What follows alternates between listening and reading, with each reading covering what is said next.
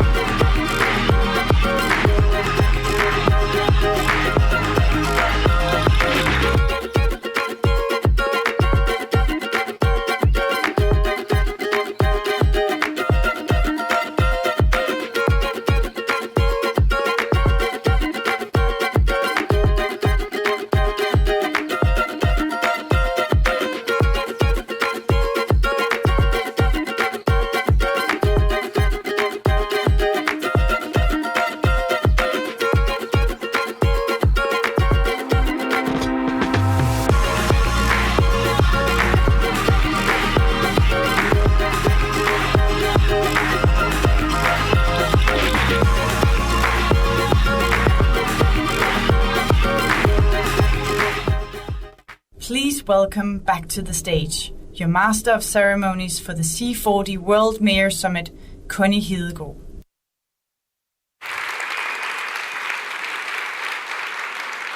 Thank you and welcome back to this final stretch. The future we want will be built together, we just heard. And how many times have we heard about also these last days, but in the last many years, about this is a defining moment. We need to do something, we need to do more. But what will who have to do while we still have time to act? That's basically what we should focus in on in this last couple of hours we have together in this time. The world can do it if we work together, if we build on each other's good as well as bad experiences, and if we work better to shortcut, if we could shortcut faster to better solutions. There's a lot to be had there. We were through that yesterday in a long session. But also if we leave the silo thinking behind, and if we start to scale and cooperate much more extensively now. That is basically what this session, plenary session, will be about. And Mark Watts will now come back on stage to set the scene for the next session. Please, Mark, you have the floor.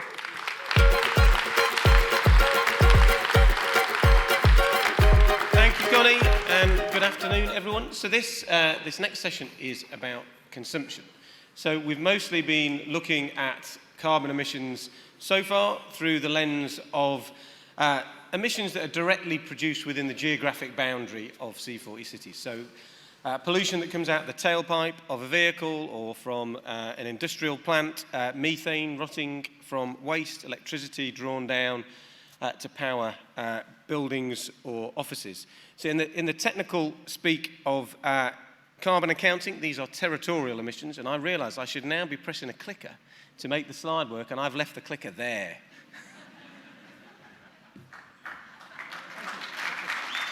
There it is. They gave me this earlier and said, don't touch it, which is why I forgot it, because I could have affected the whole thing. Here we go. So, okay, I might have to press it once more. Right, so there's our territorial emissions. So that's the kind of methodology that's used by the United Nations to measure the emissions of every country in the world. It's the methodology that C40 uses for our Deadline 2020 program, and it's a very useful methodology, but it does have some limitations when it comes to cities, particularly big cities like C40 cities, because just a large proportion of the stuff that is consumed within C40 cities is not produced within that geographic boundary and therefore isn't counted at all against the emission accounts. which is why we've been working with a number of cities in C40 now to take a slightly different lens and look at the total emissions of a city based on consumption. So just to give an example of that, if we were looking at emissions from the transport sector, using the territorial emissions approach, we'd only be looking at the burning of fuel in those cars, gas and petrol, when they're driving around in the city. But actually, that's only half of the emissions from cars. The other half is to do with the production of the vehicle, the materials that are mined and use, the metals, the plastics, etc., they use to make that car. And mostly now in C40 cities, that production process takes place outside of the city. So when we start to use a consumption lens, instead what we do is we look at the tailpipe emissions, but we also trace back the emissions that have been made to produce that car right the way back up the supply chain, right back through to the factory and indeed to the extraction process of those materials as well. And this is what it looks like when you add in that consumption lens. And you can immediately see now, looking at the yellow circle here, that the circle gets a lot bigger. The quantum of emissions that C40 cities are responsible for is in fact 60% bigger when we use the consumption versus the territorial emissions. Another thing that it really shows us is that the emissions from the wealthier cities get even bigger still, because wealthier citizens consume a lot more stuff around the world. And indeed that's true in an individual city as well. The amount of emissions from an individual wealthier citizen are higher. It also changes the categories that are important. So when we're using the territorial methodology, the two biggest areas where we see emissions are in energy consumed in used in buildings. These slides have got a mind of their own if they keep changing here. And in transport, when we use the consumption methodology, buildings are still important, but it's less about the energy that's consumed in the buildings and more about the materials that are used to construct those buildings. And the big change is that the food sector becomes bigger than any other when we use the lens of consumption. And that's primarily due to meat consumption and the farming of animals for meat. And indeed, that's the reason why we've only been serving vegetarian food at this summit in the hall. So I'm glad to see is a popular decision. So you could ask, when we're starting to use this consumption methodology, isn't this just making the problem harder? Isn't C40 making all of your lives more difficult? It was hard enough working out how we were going to halve emissions using the traditional methodology. Now the pie is a lot bigger, the problem's a lot harder. Actually, what I found in talking to mayors is they really welcome this approach, because we're moving into the area of things that people, our citizens, talk about in their everyday lives. What they eat, how they travel, the clothes that they wear, as you can see, is also an issue on the screen. But most importantly, it just gives, taking the two together, a more accurate, complete picture. So what we find with that consumption emissions total, 10% of all the emissions in the world are generated in C40 cities. That's the equivalent of India and Japan's emissions combined. So these 94 cities have an extremely big footprint. So what we're going to do in the session now is to dig into the two biggest areas of consumption emissions, food and construction.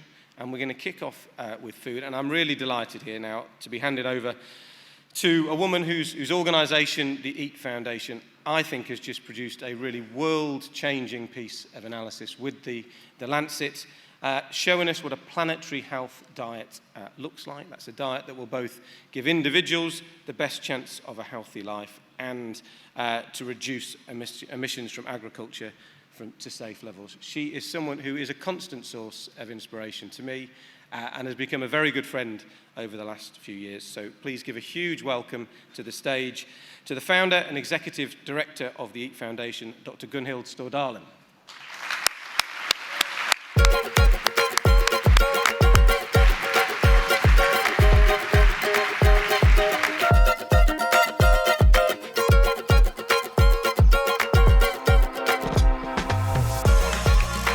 Thanks a lot, Mark, for making visions reality. So you asked, how do we consume in the future we want? And the reason I work with food is because it's the single most important decision we as consumers make every day for our own health and for the planet. But most importantly, I work with food because I strongly believe it's our greatest opportunity to come together as a global community to create that world we want. Today, almost all our greatest global challenges merge literally on our plate. Food is not only driving our climate crisis, it's driving a biodiversity crisis, and it's driving a global health crisis. And although food is our biggest economy, the hidden costs of the current food system are immense, and that system reinforces inequalities. Yet, despite all the interlinkages and synergies, we have historically addressed these food-related challenges in silos. But this year, scientists launched the first assessment to connect the dots for food. The Eat Lancet report, which Mark mentioned, provides a global framework and scientific targets for how to feed our growing population enough healthy food within planetary boundaries. The report concludes that unless we fix the food system, we stand no chance to achieve the Sustainable Development Goals nor the Paris Agreement.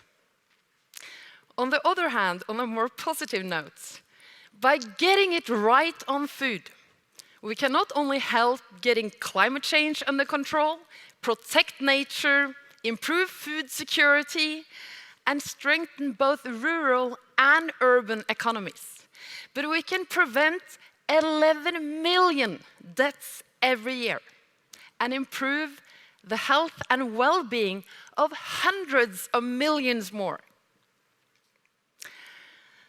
To get there, we need, obviously, to do certain things. We need radical transformation across the value chain and action in 3 areas. We need more sustainable production. We need massive waste reduction.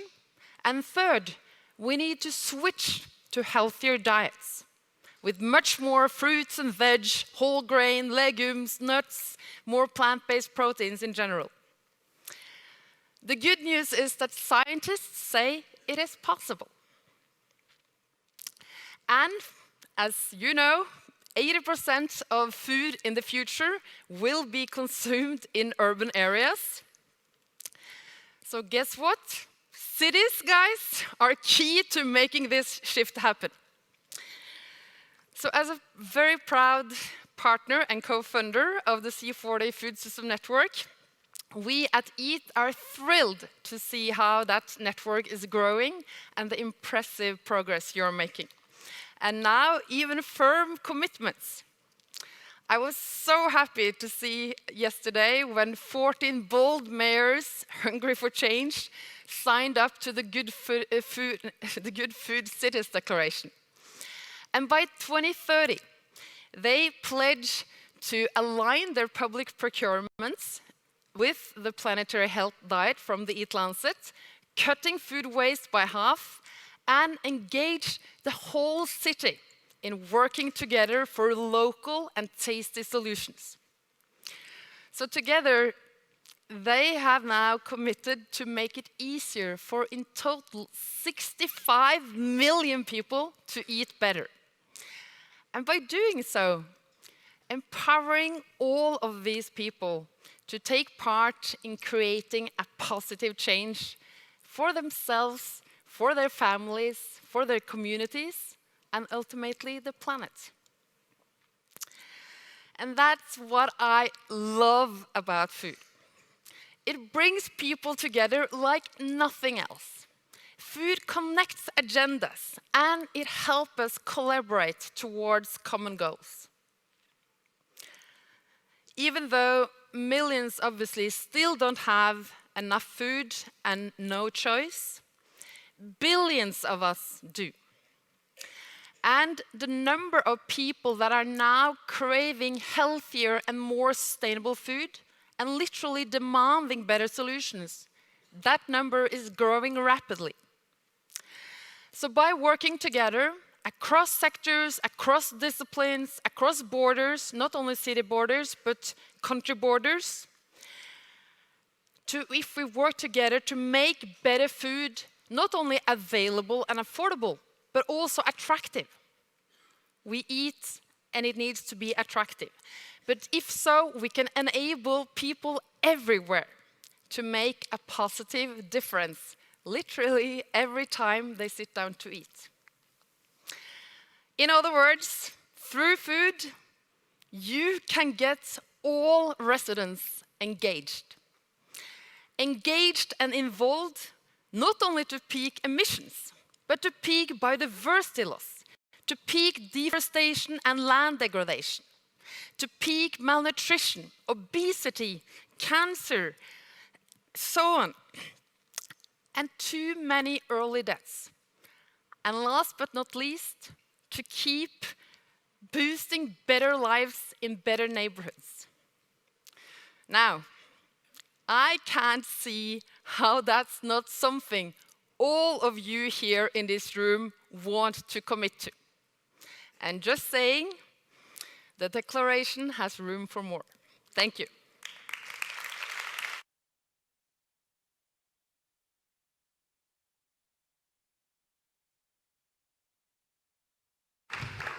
Thank you so much, Gunhild Stordalen, not only for these inspirational remarks, but also for putting so much effort and energy into changing the food system in our diets and really trying to get the information out there. Thank you so much. And that leads directly to our panel, which has gotten the title, What's for Dinner? Please welcome up here on stage our panelists. They're going to engage in a conversation. Giuseppe Sala, Mayor of Milan, please come on stage. And Camilla Seidler, Culinary Director. And to moderate the thing, Shannon Lawrence, Director of Global Initiatives at C40 Cities.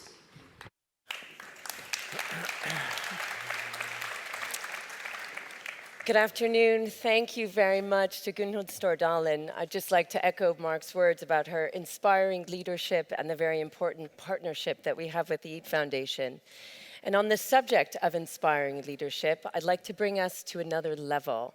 We started with Mark framing the global problem around our unsustainable food system that exists right now, and with Gunhild pointing out how we move to the global solution, transforming that food system, really starting with the work that we do as urban leaders.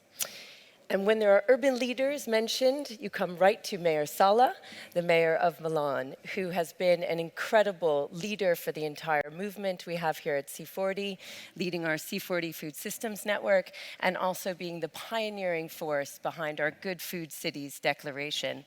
Also, to echo Gunhild's point, we have 13 cities joining Milan right now. We need more. It's open for business. Please sign up. So, Mayor Sala, can you tell us a little bit more about why sustainable urban food systems are so important to you and to your city? Good afternoon, everyone. It is fundamental, and we learned the lesson with the Expo, with the Universal Exposition in 2015, whose theme was nutrition. And I was thinking, my grandpa always told me, eat meat on Sunday only, but probably he was worried about the cost of meat. In the meantime, we understood that working on food, we have an enormous potential consumption saving and pollution saving, and in the meantime, it may be fundamental for our health.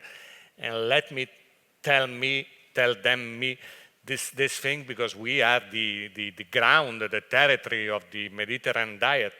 But even in our cities, even in our country, we are working and we are modifying our attitude. Why in Milan and why in the city? Because we have for many reasons, but first of all, because we have many schools and many students, and we are working on schools. Every single day, the municipality of Milan produces 85,000 meals, which is an enormous amount of meal. And so we have an opportunity to modify, to tell the families, hey, why not to discuss with you? You can have a commission, work with us, but why not work to modify our diet? And that is the city. The city is the territory where the new behavior, the new social living model can be implemented. Great, thank you so much. I'd also like to introduce Camilla Seidler, who is the founder and chef at Restaurant Lola here in Copenhagen.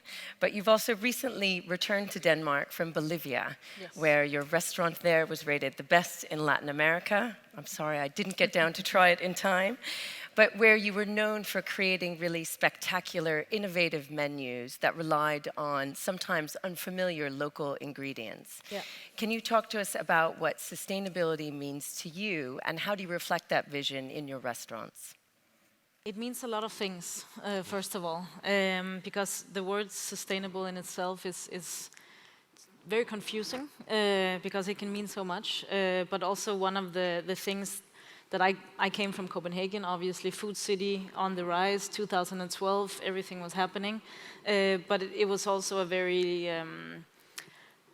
maybe arrogant food scene. Everything had to be perfect size, same size, and then suddenly being in Bolivia as a development country, and you go to the countryside and you see the ways food are produced and the families suffering to get by.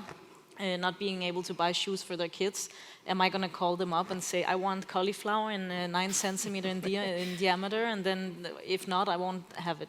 So learning to create menus from what we have instead of demanding what we want. That was for me a big lesson, and I think a very important lesson for my future of cooking. And seasonality is fundamental. Exactly. This is one or the other fundamental point we are discussing with the families and with.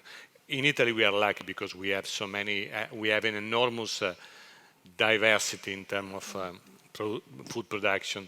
But seasonality is the law now, it's becoming the law. And I mean, in my opinion, in our opinion, the public system, the political system has to give the example, has to set the example. And then you can call the private sector to follow you, but you have to start before. I agree very much. And also as chefs, we get the question, could you please save the world? And we're like, no. I don't think so. We'll love to help, but I think I agree very much. It needs to be a decision that comes from somebody creating society, which most often start at the municipalities. And also creating 85,000 meals a day, it needs a lot of biodiversity, because if you need 70,000 tons of tomatoes only, then it's a problem, and then we're back at. It is not simple, because if you ask the children, what would you prefer to eat, then they respond almost always pizza, and we say no, pizza, not all the day pizza. So try to modify a little bit. So, and the families, you can imagine the mother. One of them, I mean, my problem in the relationship with the citizen is the relationship with the mother when we discuss about the food production and what the children eat in the canteens, because normally they say, yes, you are right, but my daughter is used to. So, but again, only in the city is possible to maintain the relationship, the discussion at the level for which you believe that you can modify the situation. So to pick up on that theme, because we've heard time and time again in our 2 days here together how mayors can't do it alone, national governments can't do it alone, businesses can't do it alone. So how in transforming our urban food systems are we working in Copenhagen together with the restaurants, with the food service industry, with the city and in Milan? Talk about those partnerships that you're delivering on here. I mean, for us, opening in Copenhagen for me is also very new. So I'm trying to learn all the best ways to. We call our restaurant vegetable forward, not to put any labels on it. Besides the fact that we won't have any beef. There's a couple of decisions that we've made, and it's maybe a small step for a restaurant, but I think it's also a way to gently nudge people in the right direction when they go out for dinner, and then what decision do they make when they come home. We have a lot of conversations with the municipality of Copenhagen also on being good examples and collaborating, and I think especially the work with children is super important for us as restaurant, Lola. One suggestion I can also give a suggestion to the mayor of Copenhagen, who is a very, very brilliant mayor. But I mean, one example we are putting in place is with restaurant. We are offering the restaurant, not only the restaurant, but also the food distribution and also bars. But we are offering the restaurant this possibility. If you donate at the end of the day food, which is otherwise could become scrap waste, I will reduce the taxes. And this works. So there's support from the restaurant industry. So you give me the system is very simple. So we establish some hubs in some of the main zone of the city. Normally focuses on those parts of the city which are more critical, more poor, or with more old people. So we provided the hubs, and if they give us the demonstration that they are delivering food at the end of the day, when they close the restaurant, we reduce the taxes, and it is effective because just in the first year we lost in some way a couple of million of euros, but in the same time it was an extraordinary measure. No, I think it's a super important move. Also, the more organized the cities become, the more bureaucracy and the more difficult it is. We would love to donate food, but then you have systems stopping you for food healthy purposes and so on. But then again, if you're comparing to having a meal or not having a meal, then I think if you're a responsible restaurant, you won't send food out of the house that's not food safe. So it's very frustrating to be under these kind of locks where you can't donate and share stuff that you would rather not throw out. I think that's a great point, and one we haven't talked too much about as we focused on diets, but of course reducing food loss and food waste is absolutely essential, and another leader in that area really must give Milan credit for sort of showing so many cities the way. Maybe to come back to some earlier points where we think about the unifying effect of food. And we all enjoy cooking a meal together or gathering friends and family around the table. And for us at C42, the work we do with different cultures and cities, it's a way to bring us all together over a meal. But how do we make sure people aren't left out around that table? How can we make sure our healthy, sustainable, plant-based food options are affordable and are accessible to all? Tell us a little bit about how you see that happening or your vision for delivering in your city. Of course, there is not only a possibility, only a way, but we are trying to work on the idea that food means, first of all, procurement, second, consumption, third, waste. And we can act on the three levels. Consumption is apparently incredible, but around Milan there is agriculture. And let me say, Milan is the big municipal agriculture area in Italy. It's even a sort of tradition. My city has a long history, 26th century, a lot of water. So agriculture was in the mainland some century ago. That was the real agriculture base of Europe. So consumption is fundamental. We have agriculture. We are asking. We are giving the opportunity in our system to the producer to sell their product, even if sometimes they are a little bit more expensive. And we are asking the private sector to do the same. Then consumption. I gave you some example. It's a question to reiterate the lesson and to convince the people that there is a different model. And then waste, it is fundamental. In Milan now have a separate collection of waste, and at the end we are in condition to have 65% of waste separated and recycled, even food when possible, and that again is creating a sort of rings for which a virtual circle for which you say, so if you start procuring in the best way and then you the consumption and then the waste and you start again. So the idea is to see the community like a system that for sure cannot solve all the problems of the world, but working on the whole system and asking everybody to cooperate can give a lesson for other cities. And from this point of view, the biggest city have the duty to give this solid demonstration. Very good. So, Chef Seidler, I wanted to ask you, our topic is what's for dinner. Yeah. Can you, for those of us who won't have the opportunity to go visit Restaurant Lola while we're here, describe to us your planetary health diet, what's on the plate, what are you cooking for dinner tonight? Just to notch on biodiversity, then not what I had for dinner yesterday. Okay, good. That's for sure. Unless they're leftovers, then please use them. Then good. Definitely something, I mean, if we want to use all the space that we're using for creating food for animals so we can eat very cheap meat, then we would have plenty for everybody, just to get back to your question before. So I think definitely if we're talking Danish winter season, then definitely something with probably baked beetroots, tarragon, a little bit of buckwheat, crispy buckwheat.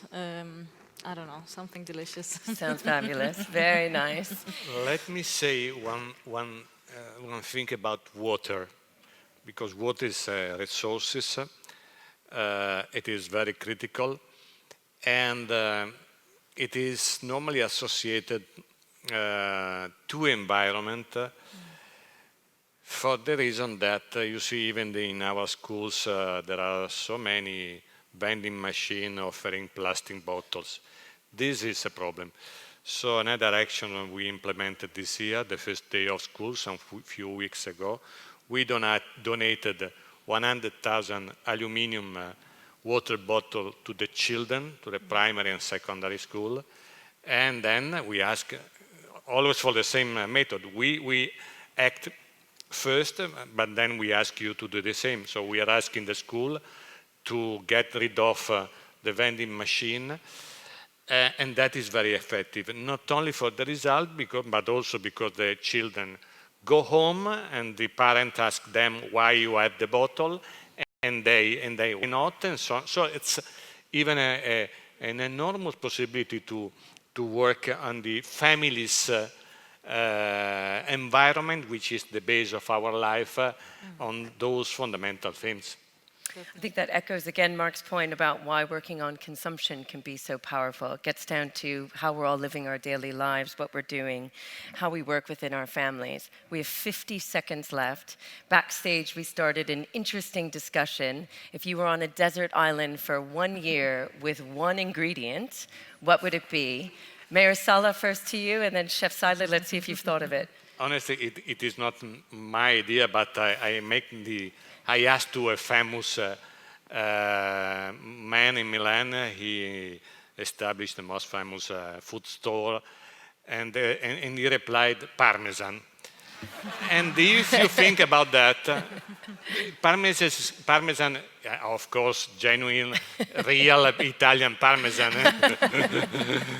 Not processed from Parmesan America. is offering us everything, and it is good. Very good. Chef Seidler?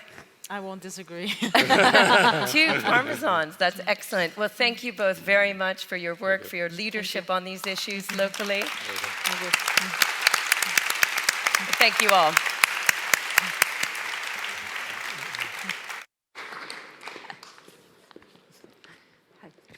Bye. Hi. Okay, then we learned that At least there's one Italian not liking Parmesan. Oh, yeah, fantastic. We will actually stay in the same vein now. We will continue now to zoom in on the choices we make about the energy we use, the ways we travel, the food we eat, and what we consume. And to moderate this second last panel, we have Jason Channel. Please come up here. Jason Channel is Managing Director, Global Head of Sustainable Finance at Citi Global Insights. We will also welcome here to the stage Camilla Silvest, EVP of Novo Nordisk. Solisi Kaunda is Mayor of Durban, also welcome up here to you. And Raymond Johansen, Governing Mayor of Oslo, and Ted Wheeler, Mayor of Portland. All of you, welcome to the stage.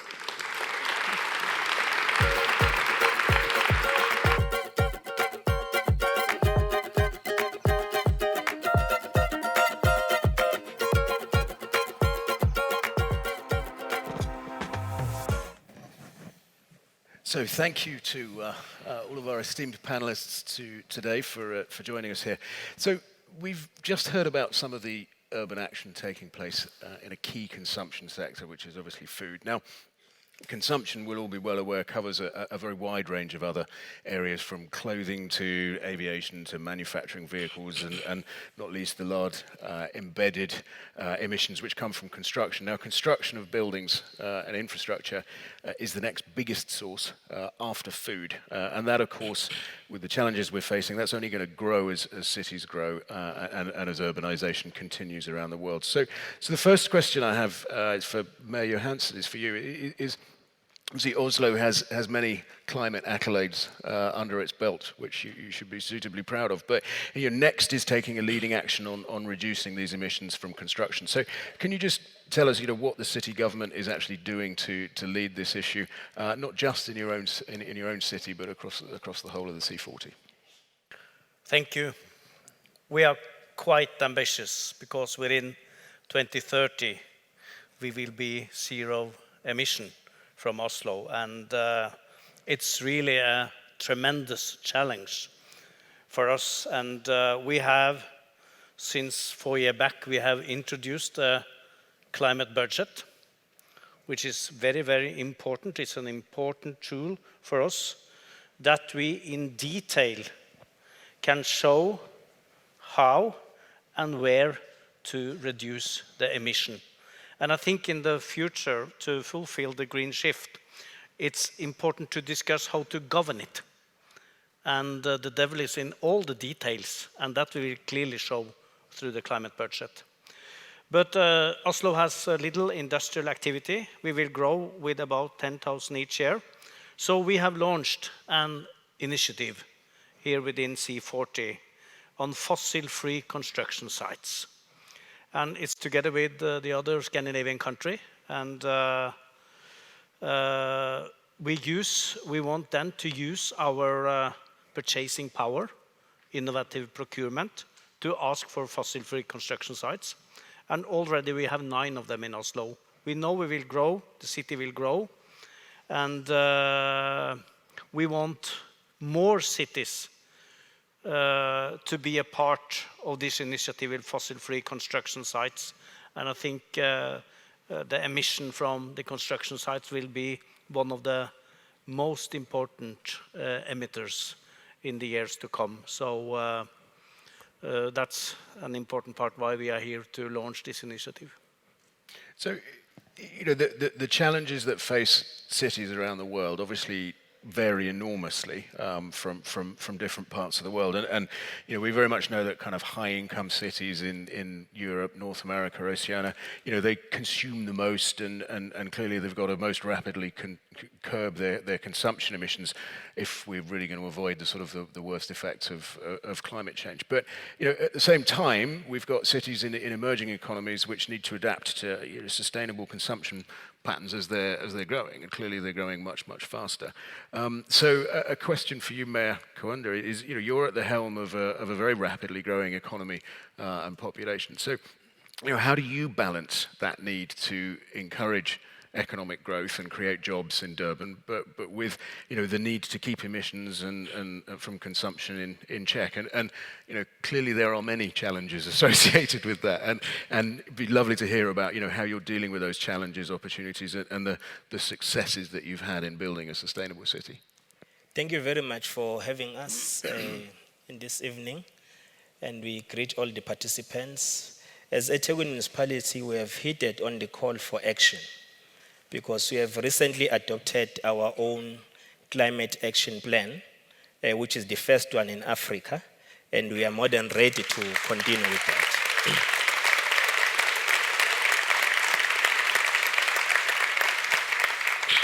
Our spatial development plan and framework also emphasizes on and ensuring that we encourage more of investment in the city that will be able to take care on investment. And we are also concentrating on the issues of environment, which need all investors to be adhering to the laws of the country and the city to ascertain that when we develop our city, all those issues on climate change are also taken care of. We are also having packages that includes whenever there's a new development in the city, we also encourage investors to build green buildings, and we give them incentives for that. So that also assists us in terms of adhering to the action for call that we must build a sustainable development. We also have clear legislative frameworks which intends to protect the environment, especially natural resources in our city like water and other ecological assets of value that we have in the city by ensuring that whenever we approve development applications, that is also taken into cognizance moving forward.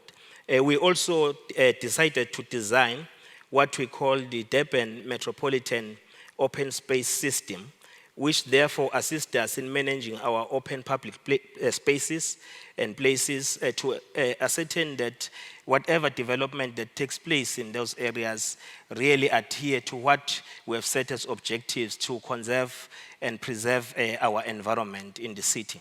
So moving forward as a city, we ascertain that we'll be working with all partners, social partners, businesses to ensure that they do work with us in creating this environment, especially moving towards the climate resilience as well as carbon neutrality in the city. Fantastic.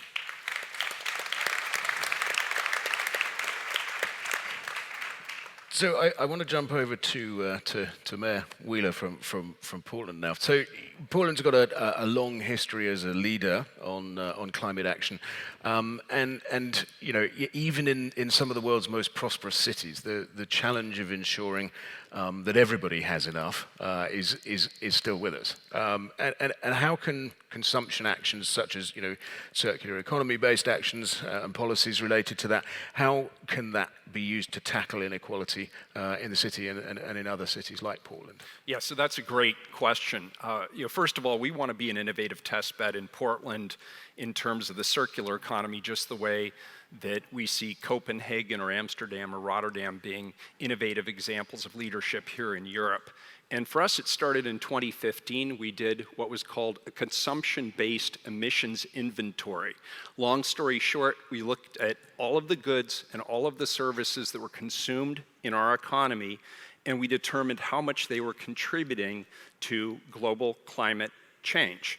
And what we found was that goods and services that were produced somewhere else actually contributed twice as much carbon emissions as things that were produced locally. So that made the case for us that we needed a local circular economy. And as you rightly point out, if people were here for Kate Rayworth's presentation this morning, she talked about the donut. And in the middle of the donut hole, are people who actually need to consume more. So in our economy, we think of the homeless population. They need to consume more housing. They need to consume more food. They need to consume more medicine. On the outside of the donut, you have high-worth individuals who, frankly, are consuming too much. So from our perspective, the way we lift people out of poverty and get them to that ideal sustainable consumption level is we invest in local leadership that's already taking place. For example, we have sharing libraries that are already thriving in our community. You can borrow gardening tools, you can borrow electronic equipment, you can borrow kitchen equipment. I mean, how many blenders do people really need? You can share those kinds of things. And we have repair cafes. So rather than throwing things into the landfill, we have cafes where people can go to repair clothing, repair electronics and other items. And that gives people with lower income a chance to actually reuse those goods that have been refurbished. And last but not least, we have other leaders in our community that can also help lift people out of the center of that donut. Think, for example, what we could do if we invested in organizations that spent time training people on internet tools and new technologies, people who don't have access to those kinds of technologies, and then give them refurbished products that are as good as new, and train them not only to use those products, but create new jobs for that population to help in the refurbishment of additional items. We do that through a local organization in Portland called Free Geek. And last but not least, we don't just like to demolish buildings. What happens when you demolish a building with all this construction? It goes right to the landfill, and that's terrible for the environment. And so what we do instead is we pair a deconstruction ordinance with our local rebuilding center that then takes those deconstructed parts, and architects and builders and ordinary citizens can go to the rebuilding center and reuse those pieces of building that historically had gone to the landfill. So it's about acknowledging that some people need more consumption, some need less, and there's things that we can do in government to actually support the transition of goods away from the landfill and back into the reuse economy.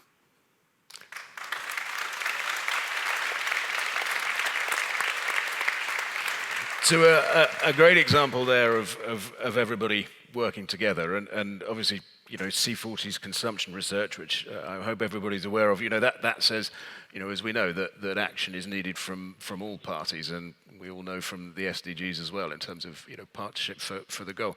You know, mayors, national governments, businesses, individual consumers, we've all got to work together to decarbonize global supply chains, you know, and just shift generally to more sustainable consumption patterns. So I want to change tack slightly now and turn to Camilla.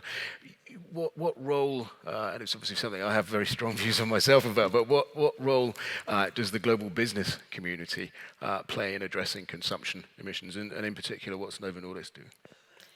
Yeah, so Novo Nordisk is a global healthcare company, and we drive change to defeat diabetes. We produce half of the world's insulin. So 5 years ago, in 2015, we set ourselves the target to make sure that all of our production in all countries should run on renewable energy. And at that point in time, we didn't know exactly how to solve that. So in the beginning, we would buy solar power, but also wind power. And in the beginning, it was also more expensive. But over time, we have made sure that most of our factories have now been transformed into renewable energy. And as of the first quarter of next year, all of our factories around the world will be running on renewable energy. So that means that we have reached that ambition, but we are not done yet, because actually production is just, you know, a little bit more than a third of our CO2 or carbon footprint. So now we've set ourselves a new target that by 2030, we want to make sure that all our operations and transport will be carbon neutral. And that means that we have to find ways to eliminate carbon emissions from all of our company cars around the world, but also from our travel and operations in general. And that, again, yet we are not sure exactly how we are going to get there, but we have good experiences with setting these targets forward. And it also helps us that the Danish government has set forward a target to say we want to reduce carbon emissions with 70%, and also the city of Copenhagen, but also many other cities like what we just heard. When they have ambitious targets, we also put targets forward. Then we create business in sustainability, and with that, many of our suppliers can also be sure that if they can deliver green energy to us, or if they can deliver bioplastic, or if they can deliver other types of materials to us that is renewable or recyclable, then there is an opportunity for business.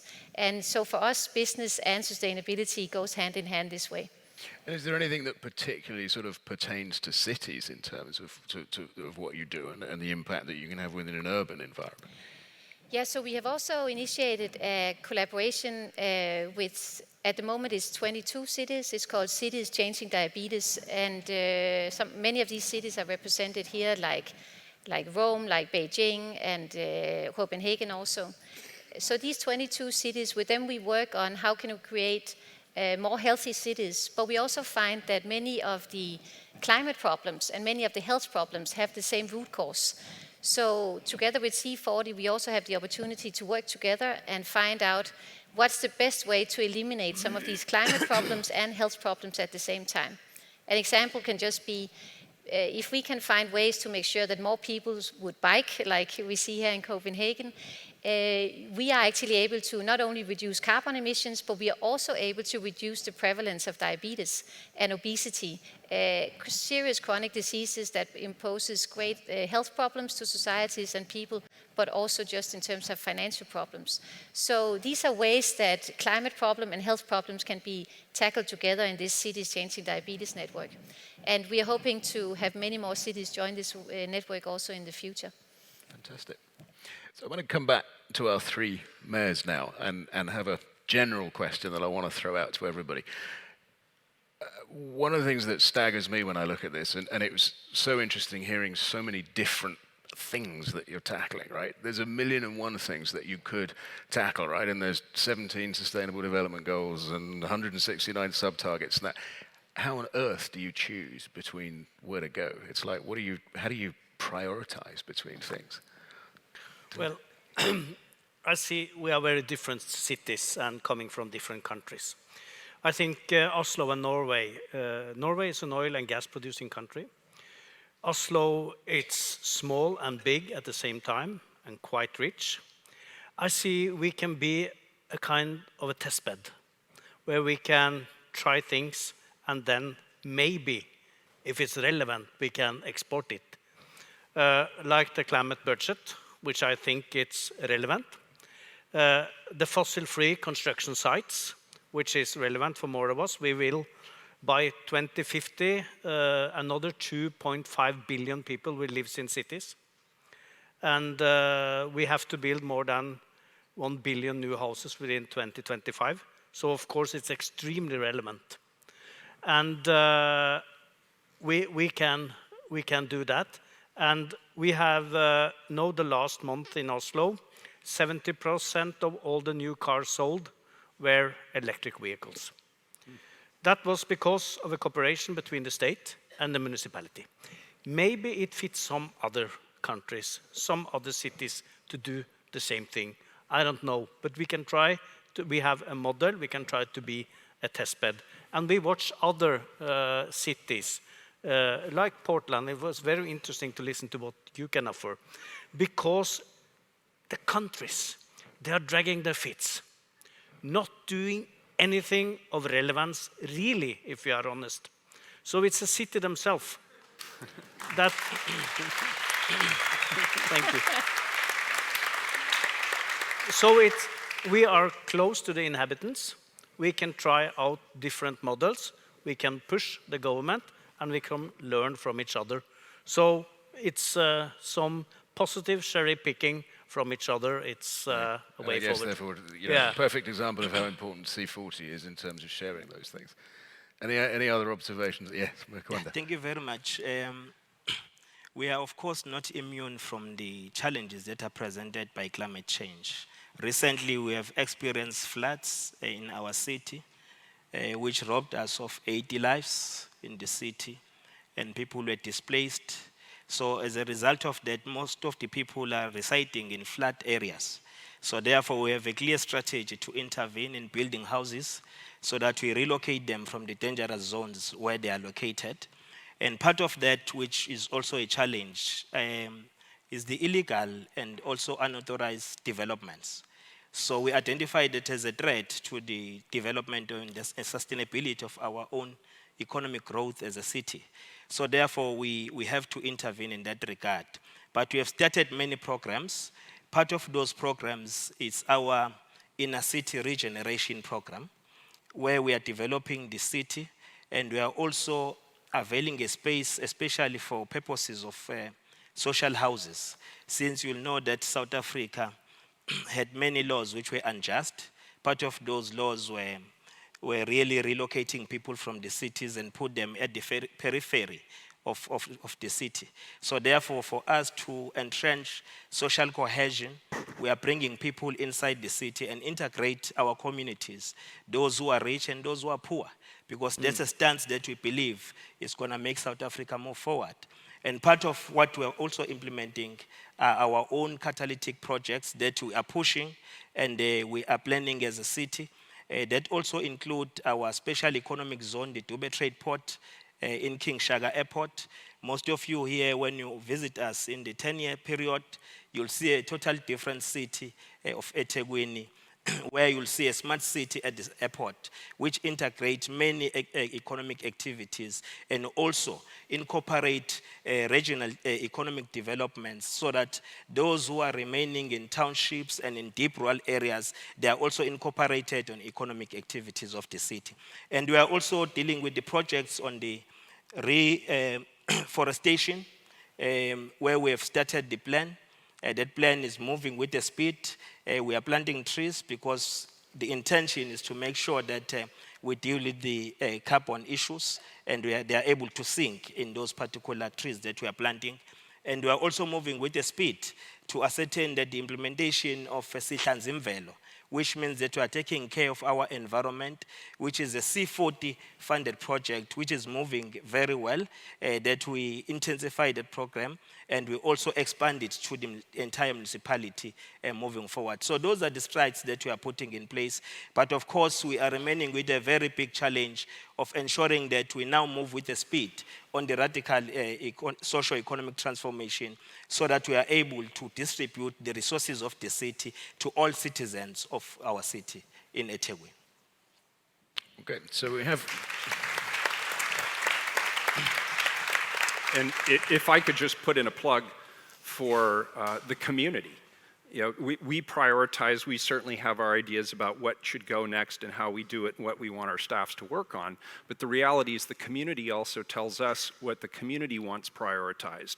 And in my community, what I heard loudly and clearly was people wanted frontline communities that had been most impacted by carbon emissions to be at the head of the table. So communities of color, women, lower income individuals, and they came to us with our local Green New Deal. And in a nutshell, what it is it was a coalition of communities of color, labor unions, and environmental groups.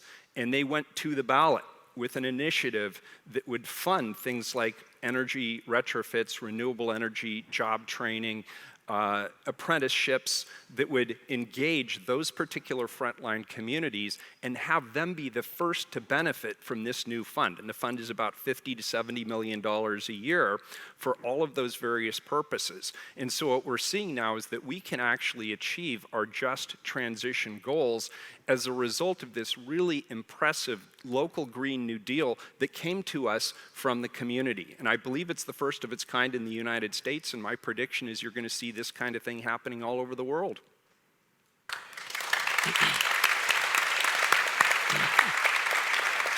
So I want to come back to Camilla, if I may, and one of the things that we often see in the business community is the shorter term pressure on business to do things versus kind of doing the right thing with a longer term benefit. And I think there's elements of that we've heard about today, right? There's some pretty easy, popular stuff we could do, but often the stuff that is better and has most impact. How do you deal with that in terms of a strategy and communicating that and making sure that that happens?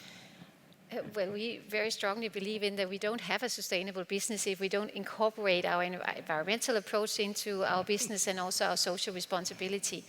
Just to give you an example, we are producing insulin, and it comes in quite often in plastic pens, and it means that those pens we probably produce 12 billion plastic pens over the next 10 years. So of course we realize that if we don't find a way to make those plastic pens either recyclable, made out of a different type of plastic, we will be imposing a big environmental problem. Right now we are working on how do we make sure that they will be recyclable. And so to do that, we of course could work completely in isolation and make sure that we would have small boxes in every big city for Novo Nordisk pens. But that of course does not work for the mayors, that every company would do that. So we need to work with the mayors, but also with our competitors and maybe even other types of businesses to find ways to make sure that we can recycle that type of plastic that is often combined with bio-based material as well. So this is a way that we try to look, 5-10 years ahead in terms of what's the biggest impact that we are going to have on the environment and how can we solve that. So we started with production, then we move into operations and transport, but the problem with the plastic pens, or the challenge there, is something we're working very hard on now to make sure that we can solve.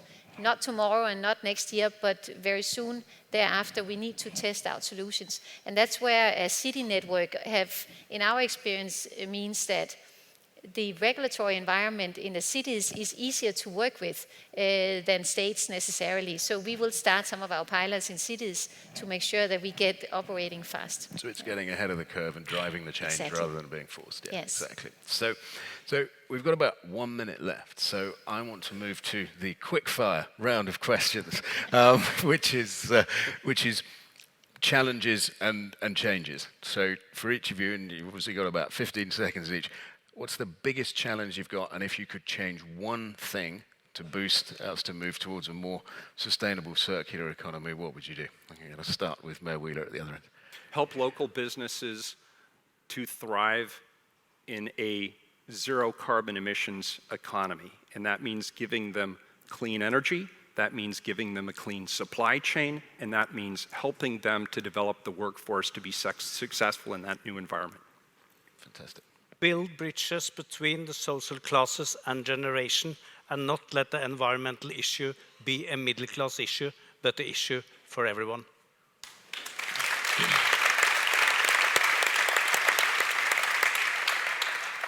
We believe in partnerships and collaborations, so therefore we'll be intensifying our mobilization of all sectors, the business sector, to adhere to our call to save our environment. And moving forward, we have also developed an integrated rapid public transport networks, which then integrate these transportation systems in the city, provision of effective and efficient public transport systems so that people really are served in a manner that it's envisaged. But the major challenge is on job creation. Hence, we have a clear strategy to create jobs, especially sustainable jobs for our communities. Fantastic. Last but not least, Camilla. Yeah, we have a clear defined ambition that's called Circular for Zero, to make sure that one day we will have zero environmental impact from our company. And we're starting with the carbon emission and the plastic. And we sincerely appreciate that we can work in collaboration with cities, but also with governments to achieve this, because we cannot do it alone, but we hope we can be an inspiration for others. Fantastic. Well, I'd like you to join me in thanking the panelists here today, Camilla, Mayor Coenda, Mayor Johansson, and Mayor Wheeler. Thank you so much for joining. Thank you. Thank you. Thank you very much.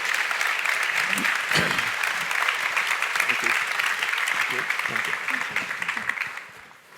Thank you. It was a very rich and interesting panel. Thanks a lot to all of you.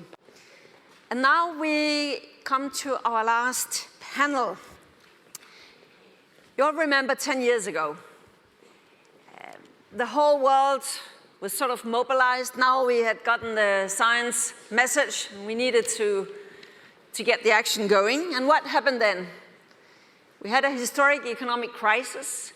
We had the Arab Spring, civil war in Syria. Many other things happened that somehow caught the attention. And climate change was sort of going a bit off the agenda.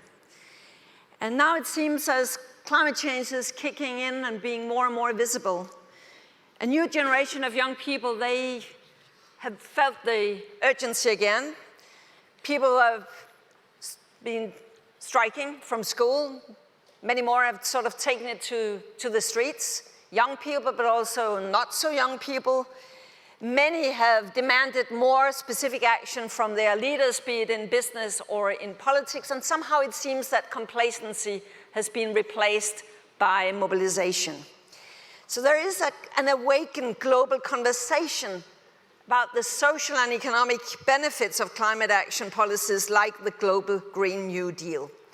So in this closing panel of the C40 World Mayor Summit, we will now hear activists and mayors discuss together with each other what we can do to put our words and ideas into action.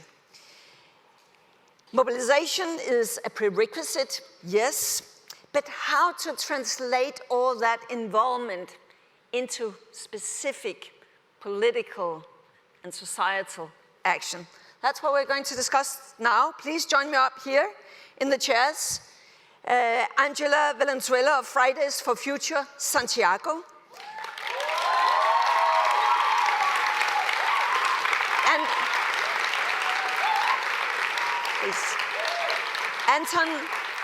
Anton Walker, Speaker of the Copenhagen Youth Council.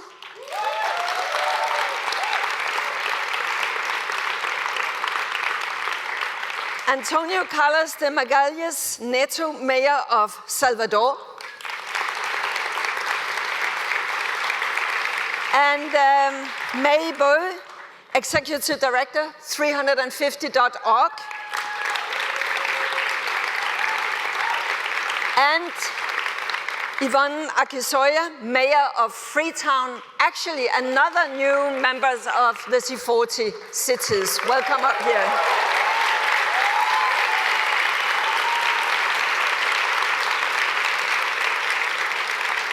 And it seems that C40 ran out of moderators, so I have to do the moderating for this part. Welcome all of you up here. Thank you. And I wanted to start with you, May, because I know that 350.org, you have been playing a really crucial role in sort of really getting this mobilization going. But now when the theme for this conversation is sort of how do we link between the mobilization and then to the action part. What is your thoughts about sort of the next chapter of all this mobilization? Well, thank you, and it's an honor to be here. Thank you to C40 and to the youth leaders who are here in the audience and to the many mayors and all of you and all the work that has happened.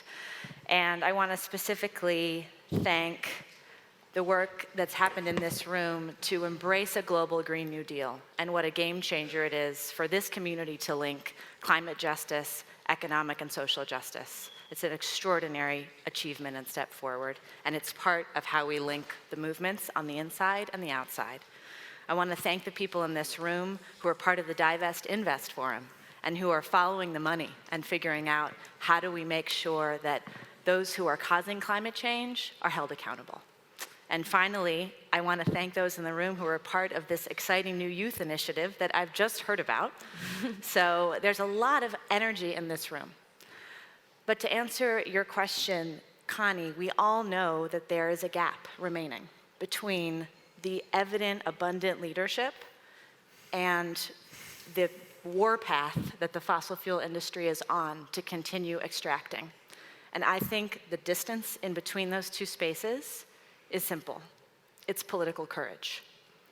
And that is what the climate emergency calls on all of us to do, to take absolutely every decision that we face with the utmost political courage. That is what young people are calling on us to do by their very example. And that is what our next speaker, Alexandria Ocasio-Cortez, has made abundantly evident in my country, the United States. So that, we believe, is the next move. And it takes many forms. It takes work to stop fossil fuels on the ground. It takes work to divest. It takes work to get to 100% clean energy. But all of that requires political courage in this moment. And that is what is going to enable us to link the incredible movements on the streets, larger than we've ever seen, to what has to happen inside the decision-making halls. Thank you so much.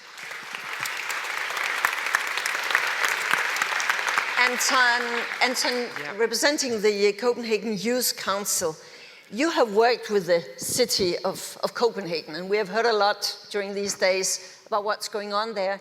But seen from a young perspective, really wanting to do something, and then suddenly meeting this sort of system of politics, try and tell us about how do you see that, and how do you feel that that is being received when you go into that room where also the specific policies are being prepared?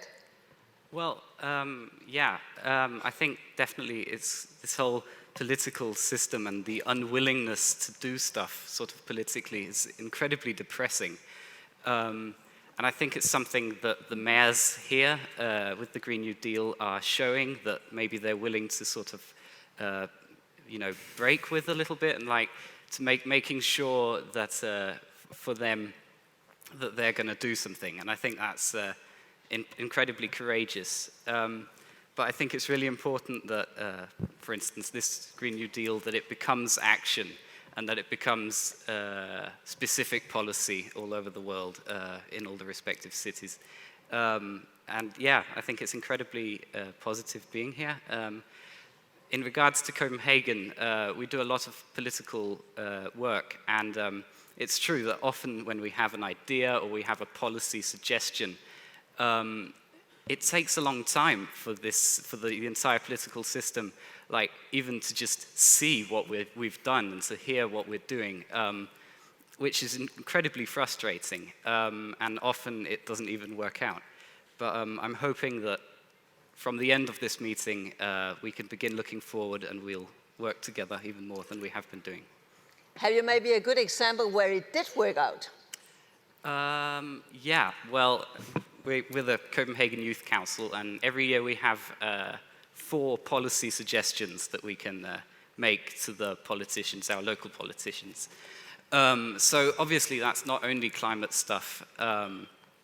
We've worked with climate this year, but the year before we did a lot of really good things. We were trying to sort of make these like ambulances for psychologically, what's it called, like young people who have psychological problems, that they could call this number, and then they'd get some emergency help. And actually that was really well received, and that's one of the ideas that we're really proud of having done. It's not to do with climate change, but still. Okay. Before I go to the mayors,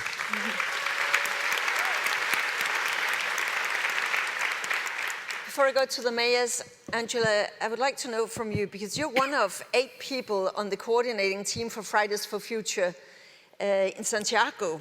Yes. And it would be nice to hear from you what your experience has been like, but also if you could sort of tell about what is the specific demands and goals that you have presented to the authorities? Okay.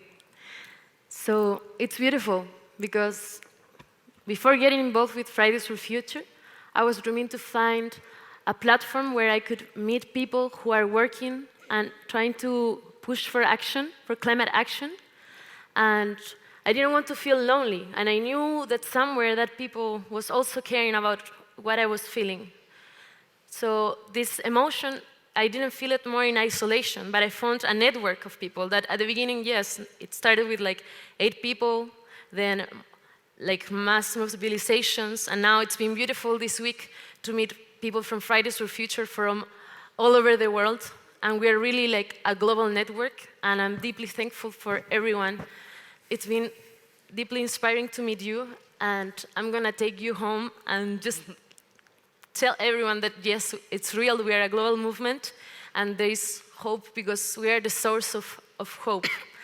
And that's exactly what I was looking for when I decided to participate in Fridays for Future. I needed to feel not only fearful for my future, but to feel powerful, and that we could have this collective power to influence the local decisions and the global decisions on climate. And now, just talking more specifically about your question, what we are demanding. Well, as you know... Okay, now comes a long list. Yeah, I'll try to sum it up. But you know that in Santiago this year, at the end of the year, we have one of the most important conferences for the climate, the COP25. And globally, this has been seen for Chile as like a big challenge, and they are taking this leadership as a government. But sadly, at the local level, we are not experiencing the same ambition. So that's why we are demanding, as Fridays for Future, not only Santiago, but Fridays for Future Chile and the whole civil society movement, that we can put an end soon, by 2030, to all coal plants in the country. Just to give you...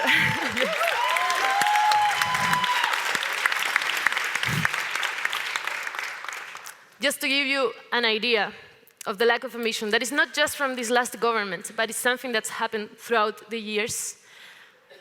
Even though Chile is part of the Climate Convention on the UNFCCC, over the last 10 years, we have created 14 new coal plants, and the last one was inaugurated this year. And what that means for local communities, we have something called sacrifice zones. And what that means is that basically people are forced to live right next to coal plants.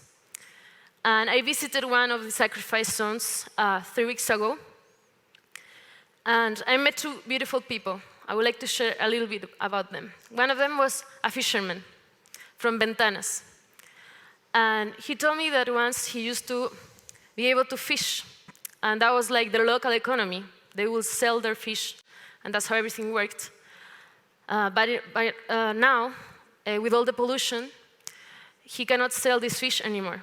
So actually, the fishermen now are being hired by the same fossil fuel industry to go down into the shore and pick up coal, and that is drifted away in low tide.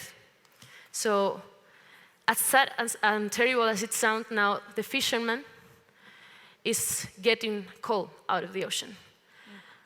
And this is absolutely unacceptable. Another very important person I met was Cata Alonso.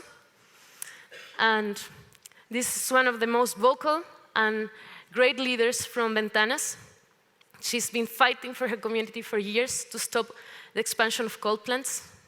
I met with her and she showed me around. She will point out the 5 coal plants that are just meters away from her community.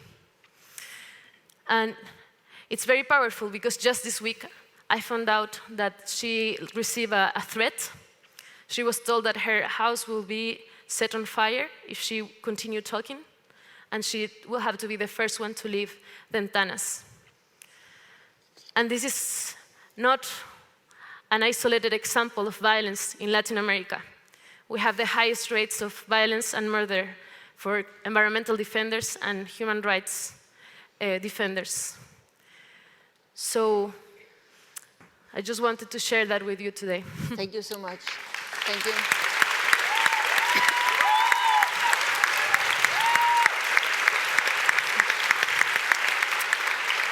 Thank you so much, Angela. Antonio Neto, as mayor of Salvador, you sit there and you have the responsibility to cope with all sorts of demands from citizens. And we know that many in the room will know it's not just about climate, it's a job about numerous and really, really many things. How are you coping with this increasing awareness and pressure, for instance, among young people? How are you handling that in your position as mayor?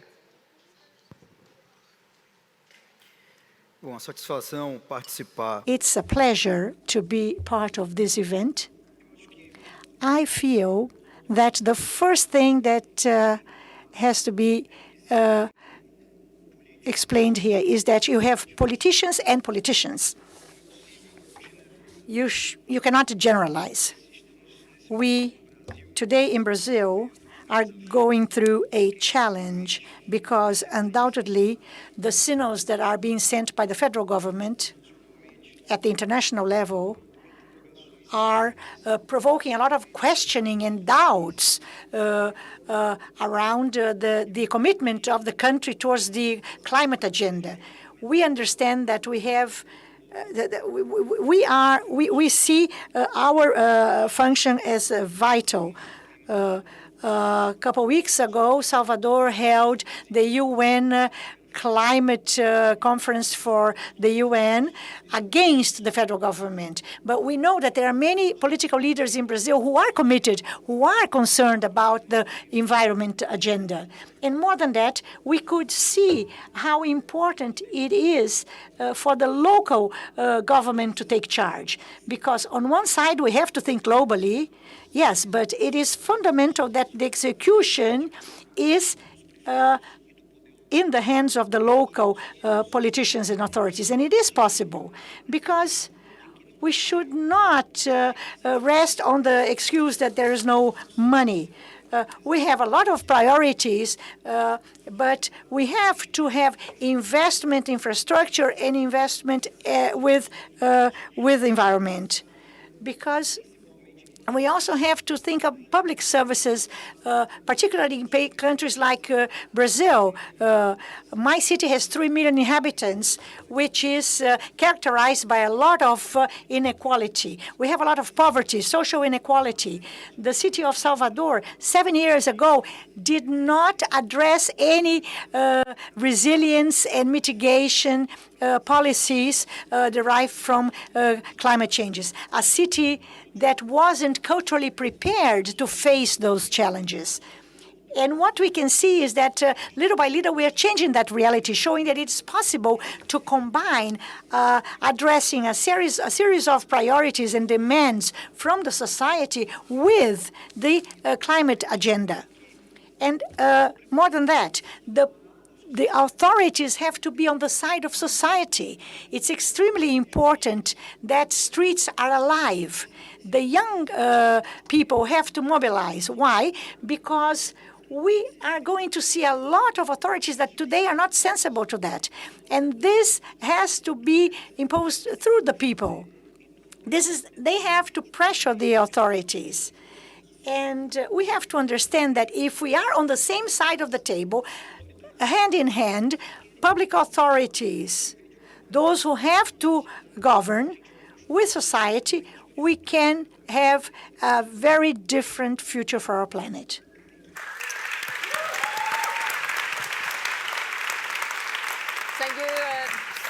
Thank you so much also for this very clear recognition that actually it helps when the citizens get out there and make themselves heard.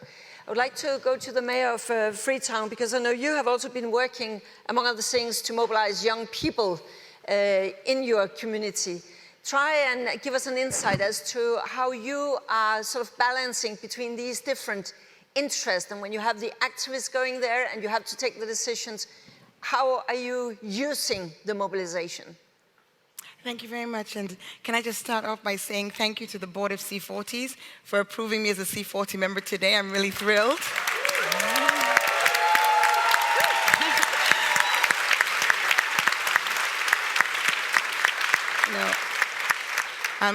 As a city, we're totally committed to the ideals of C40.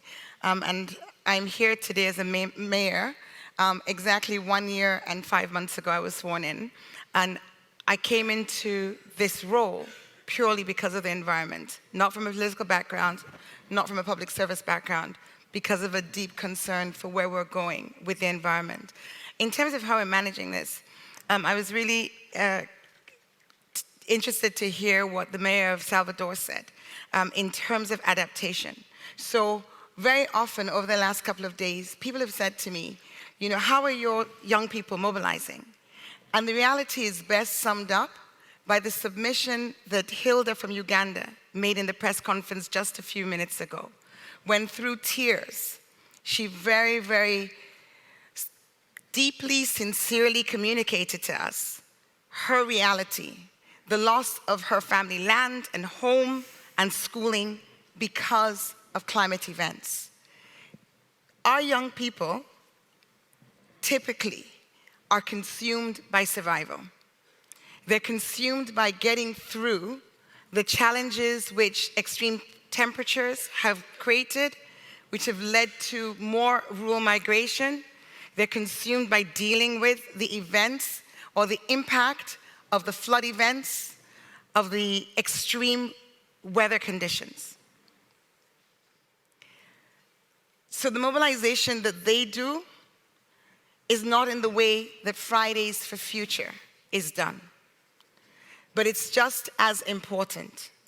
And from my perspective, with this platform, I think it's so important for us all to not only be thinking about the emissions and cutting them down, but recognizing that because, as the Mayor of Salvador said, 7 years ago, 10 years ago, 15 years ago, nothing was done about adaptation, and frankly, not much was done about stopping the emissions. Here we are today. We've also got to, at the same time as we talk about stopping emissions, we've got to recognize that there are millions of people whose lives are now at risk, whose livelihoods are now at risk, whose children's future is very much in doubt. So our dual path has to be dealing with the emission reduction, but also that divest, invest has got to be about adaptation, has got to be about investing in those communities, principally in the global south, but not exclusively. So when we talk about activism, we, with Women for Climate, just in August, and it was poignant because on the 14th of August, we launched the Women for Climate Mentorship Program, inviting and creating a platform, working with Mayor Anne Hidalgo and her team, creating a platform for young women, or any women really, to join us, and we support them in coming up with climate solutions. The very next day, we had one of those extreme weather conditions. There was a terrible flood, and young people, in fact, the 4 people who died were all under the age of 22. Thank you very much, Mayor. And also thank you very much for reminding us that people in politics, they do not come out of the blue. They are not born like people who don't care about a thing. They actually often are going into politics because they are exactly interested in making an improvement in society. So thank you very much for reminding us that. Maybe I thought there is sort of a contradiction somehow between being the activist, going out there, saying what you want, and having your cause. And then the reality that sometimes change takes time. Politics and decisions takes time. And many of us are impatient. But how can we sort of build a bridge between these things so that we will not end up in a lot of frustrated young people and other people being frustrated because things are not happening as fast as they should? How can we sort of align these things? What needs to be changed where? I know it's a big question, but I think it's quite important because I could fear that we would soon see some kind of frustrated polarization. What is your thinking about that? Well, I think we have a lot of examples of where mass movements have helped create the political conditions for political decisions to take place. And it's when those two forces are able to work in alignment with each other that we see not only the most aggressive and ambitious policies being taken, but we also see the movement get strengthened. And we see examples of this in the recent decision just today in Brazil for 4 oil blocks to be stopped from being permitted in a coral reef area. This was an example of an activist movement that mobilized in these hearings, and the decision was taken not to do it, and the decision was credited to the work of the activists in pushing them to do it. And when we see examples like this, it helps both sides, because it helps those of us who are trying to create political space and those, most of you in this room, who are walking through it and who are helping guide these visionary agendas. So I think it's so important in this moment. The next few years are so crucially important that our starting point not be a dichotomy between what has to happen and what can happen, but a commitment to the vision of what is required, and that all of us are actually partners in getting there together, because that's what is happening on the streets right now. That is the call for action. And some people ask, oh, well, the message isn't really clear. I don't really know what's being asked for. How many people in this room are confused about what is being demanded by young people?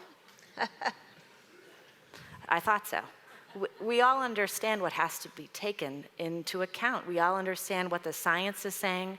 We all understand what the demands of climate justice require. And so it's up to all of us to be creative. And of course, it's going to be challenging, but we have to keep our commitment to that possibility. Otherwise, this is exactly what the fossil fuel industry wants us to do. They want us to be caught in a fight amongst each other about ambition versus reality. And it's our job to not give in to that false dichotomy and fight for what's right.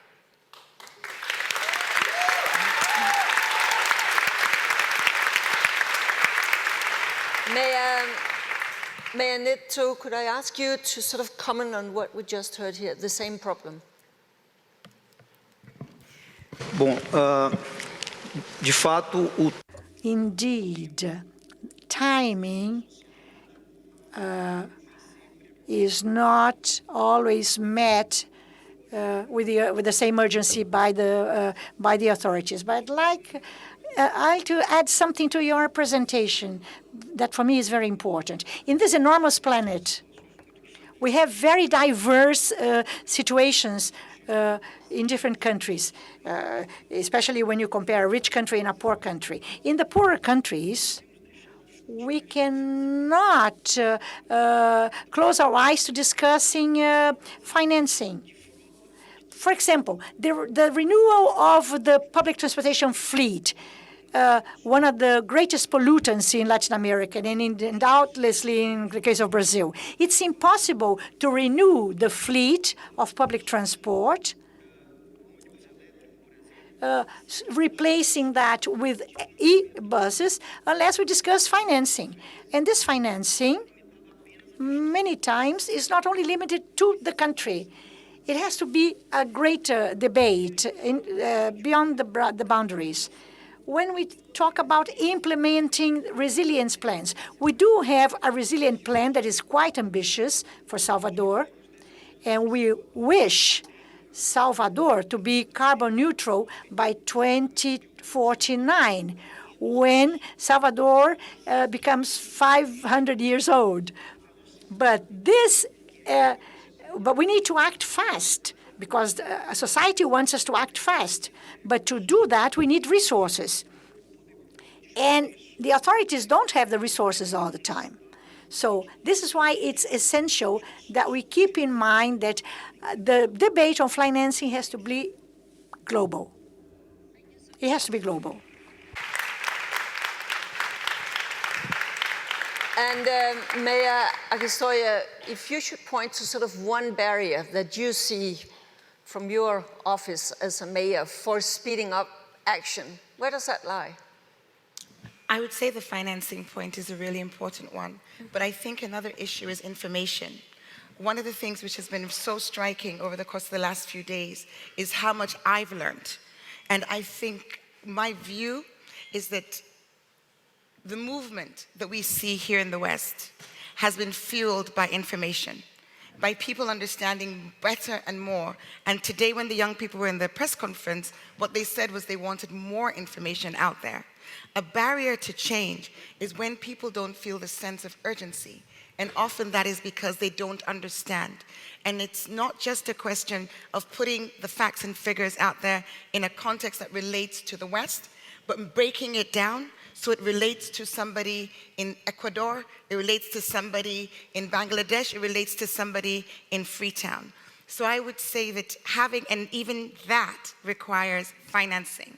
You know, our campaigns to get the message out, our campaigns to build in resilience, our campaigns to actually do the work required is going to take financing. We also have political will issues and challenges between national and local governments and where mandates state. I've been committed from the very first day I got into office to wanting to put a ban on single-use plastic. I haven't been able to do so because it's not my mandate. And I'm needing to negotiate and engage with central government to get that done. And I know this is true of many other mayors in their situations, maybe for different issues. So that's also, so I would say around that, the role of the public in getting that information helps put the pressure on the central government and indeed even on subnational governments who aren't really getting the message. So financing, information, and the relationship between that and the citizens. Very clear messages. Thanks a lot for that.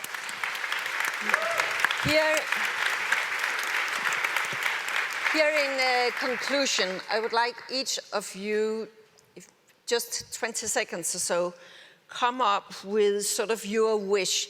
Namely, for the young people here, our activists, to think about if you had one wish for mayors to take home, what would that be? And we would start with the mayors. If you had one wish the other way around, what would your number one wish be? Let's start with Mayor Neto, and I will come to you also, but Mayor Neto.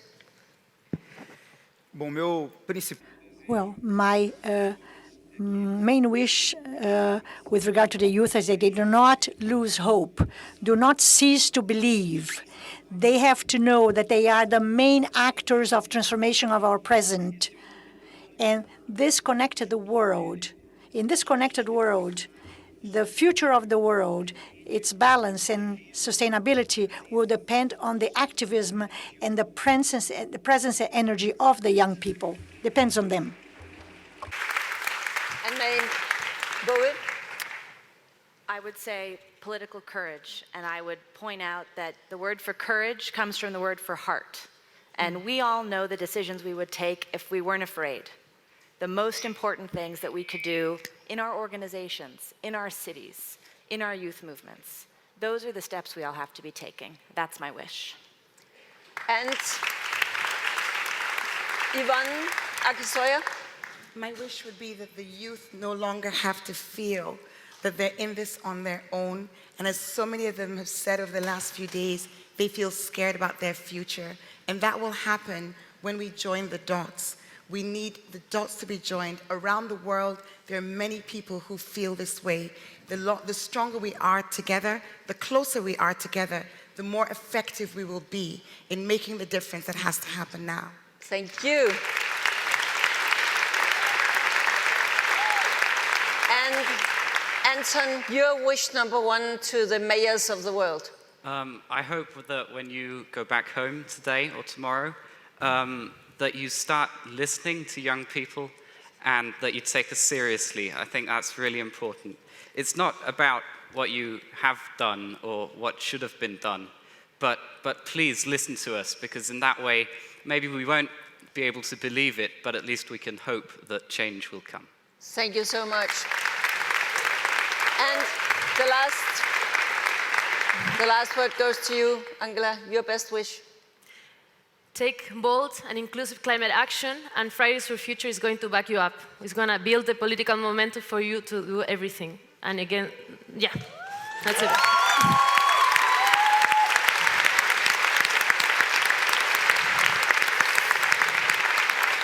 That concludes this panel up here. I think very, very clear 5 wishes. Don't lose hope. More political courage, please. You are not alone. The dots must be joined. Please start listening and take the young people seriously and come up with bold and inclusive solutions. Thank you to all of you.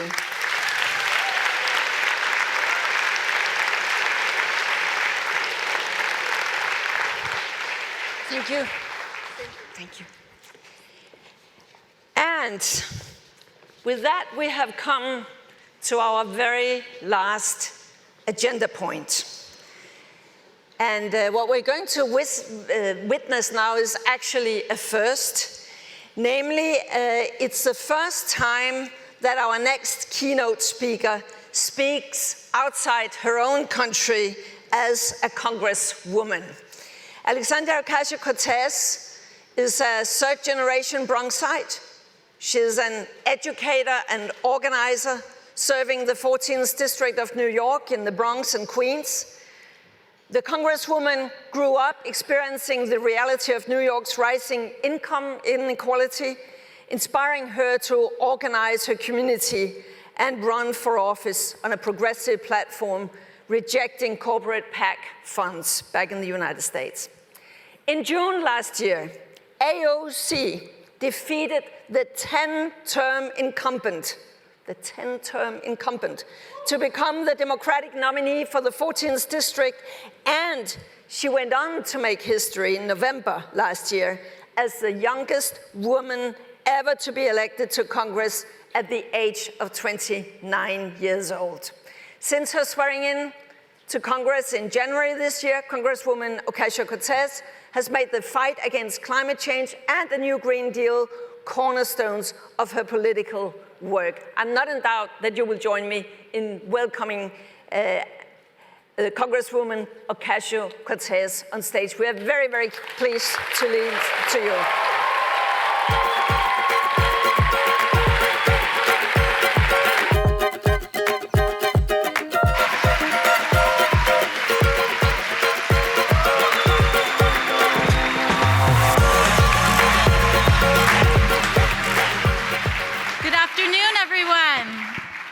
Thank you, Ms. Hedegaard, for the introduction. Thank you to C40 and the City of Copenhagen for welcoming me and everyone in this movement to your city. And I'd especially like to thank the activists and advocates, indigenous peoples, scientists, and climate realists who are largely responsible for making this moment happen.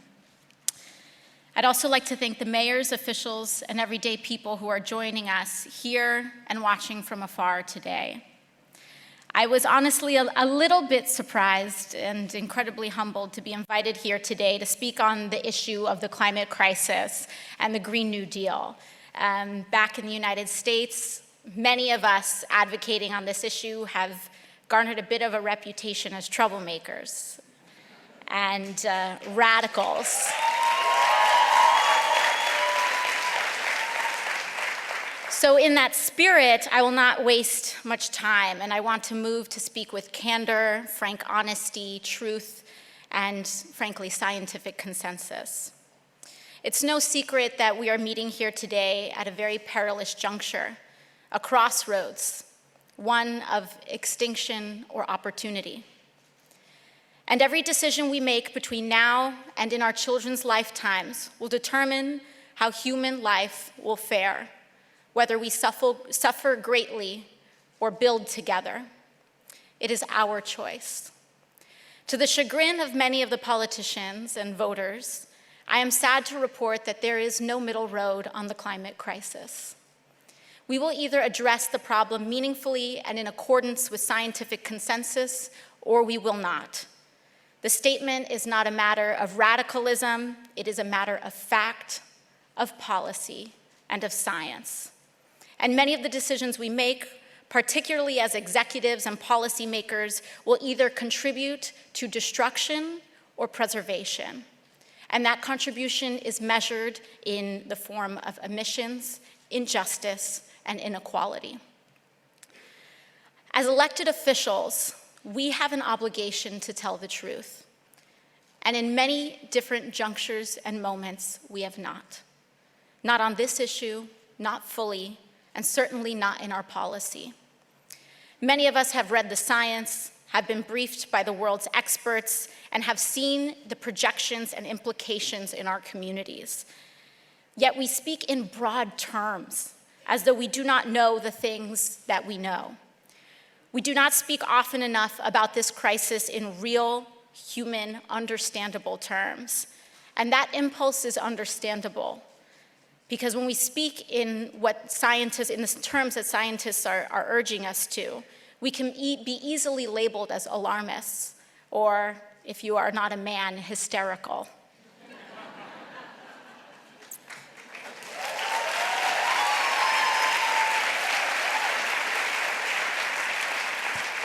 In my own community in the United States, in New York City, all three major airports servicing the world's most complex airspace are projected to be flooded, in part or whole, by 2080. That is given our current trajectory and accounting for optimism in our actions. Through the fault of human cognitive bias, which lulls us into discounting the value of our future, the year 2080 seems like an abstraction. But if I were to have a child in the next few years, he, she, or they will have to contend with a world where some of our most precious critical infrastructure goes underwater, or our most staple and widely used crops struggle to grow and feed our population. Even if we don't want to think about our children, we can think about ourselves. By 2030, according to researchers at the University of Washington-Madison and the University of Oregon, quote, seawater is likely to submerge some 4,000 miles of internet cable in the United States and engulf more than 1,000 data centers that house servers, routers, and other hardware by the end of this decade. And that is just in our privileged pocket of some of the wealthiest areas in the most privileged nations in the world. Money alone will not save us. And right now, federal governments are failing to act. The United States, to the horror of the world, withdrew from the Paris Agreement. But despite that, many of the other actors in charge of some of the most advanced and wealthiest economies have withdrawn from the agreement in action. Not a single one is on track to meet their Paris goals. Deeper still, we don't have to project 1 minute into our future to see that the climate crisis is already here. On this note, I speak to you not as an elected official or public figure, but I speak to you as a human being, a woman whose dreams of motherhood now taste bittersweet because of what I know about our children's future, and that our actions are responsible for bringing their most dire possibilities into focus. I speak to you as a daughter and descendant of colonized peoples who have already begun to suffer. Just 2 years ago, one of the deadliest disasters in the United States struck in the form of Hurricane Maria. The climate change-powered storm killed over 3,000 Puerto Ricans, American citizens. My own grandfather died in the aftermath, all because they were living under colonial rule, which contributed to the dire conditions and lack of recovery. This year, we saw Hurricane Dorian wreak similar ravage in the Bahamas. And that is not a coincidence. As many have noticed noted, in an awful turn, the climate crisis's path is first impacting those who have not only contributed to our emissions the least, but have already suffered greatly in the global history of inequality, colonization, and imperialism, stacking one injustice upon another. But this is everyone's loss, too.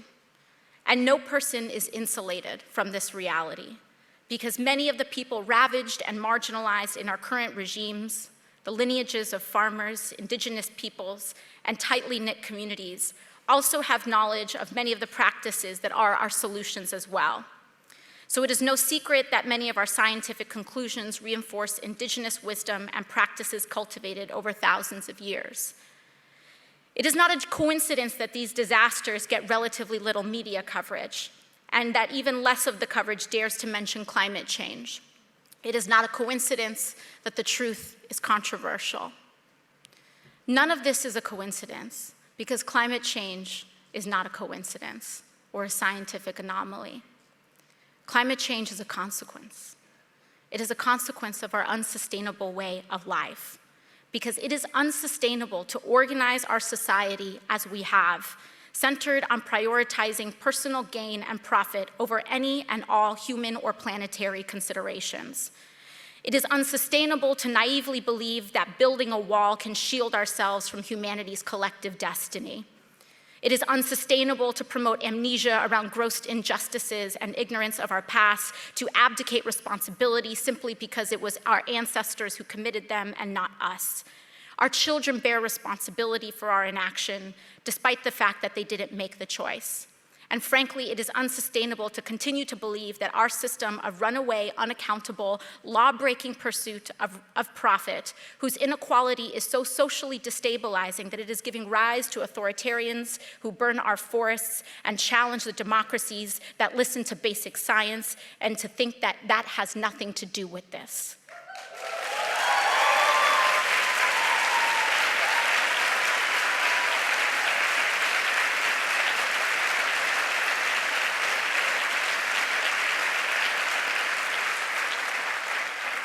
It is unsurprising that this juncture coincides with a political moment of stark contrasts, that we must choose whether this moment will lead us to regression or evolution, authoritarianism or greater democracy, extraction or preservation.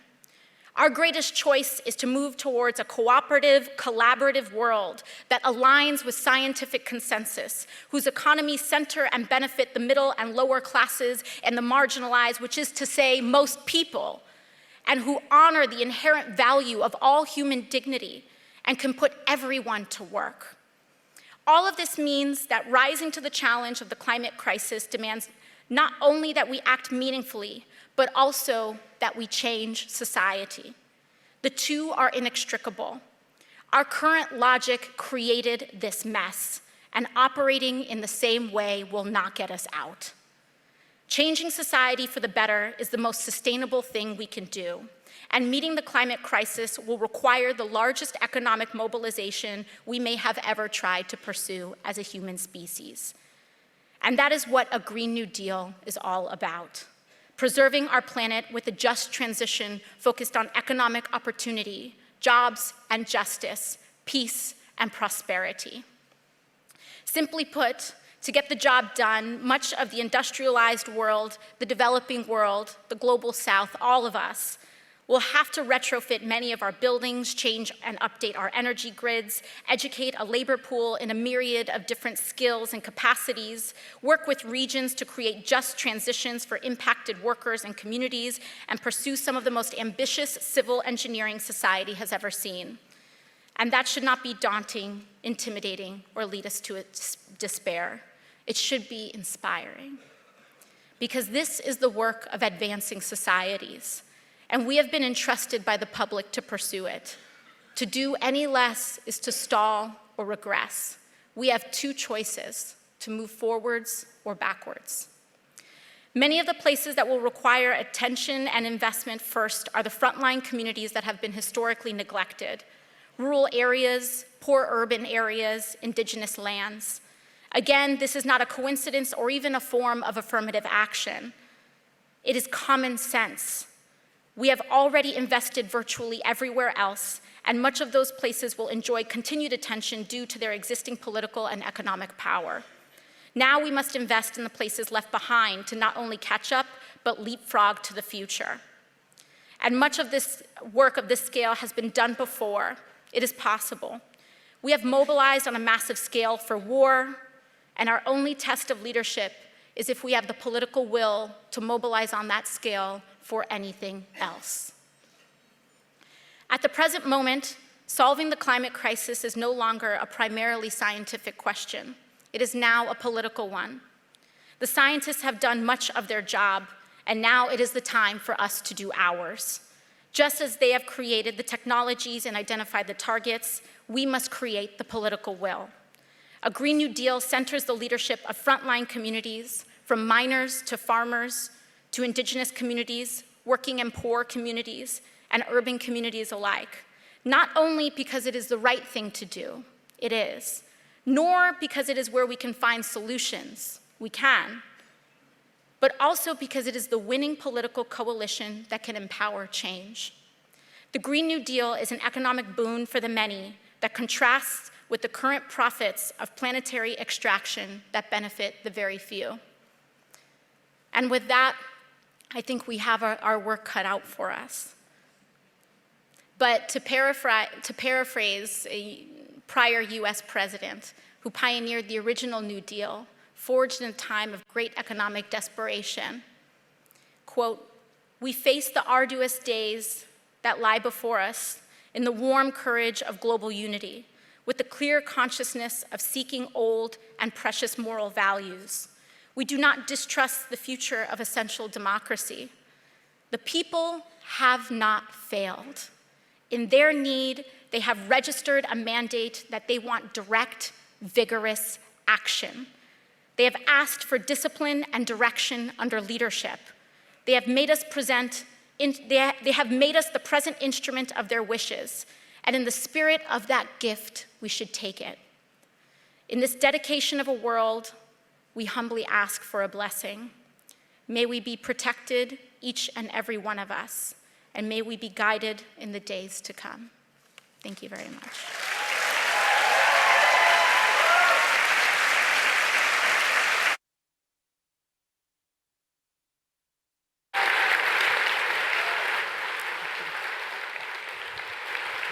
Well,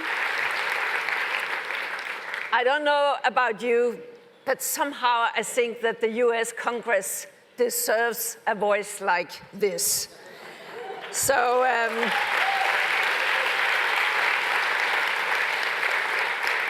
I think this name, Alexandria Ocasio-Cortez, we better learn this name because I'm sure that it's a name we will meet really many times also in the future. And for those who are interested, AOC will speak at the end of the march at the town hall taking place when we have finished here. So, ladies and gentlemen, this almost concludes these 2 days. But wait, there are still some treats for you up here.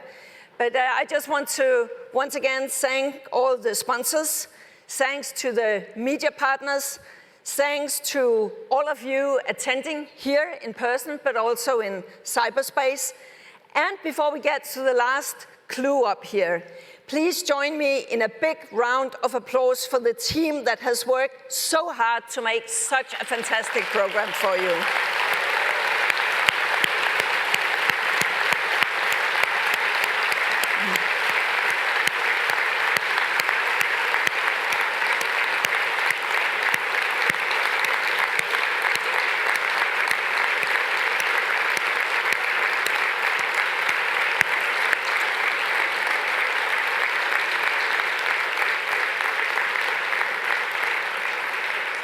This is really a prof team, I must say. It has been a pleasure to work with you, and I think everybody have felt your professionalism. I know that you're going to party tonight, and I wonder whether you will have any energy left to party. But now, let me invite back on stage for the last big farewell show, the Lord Mayors Jensen and Hidalgo, and then thank you for me.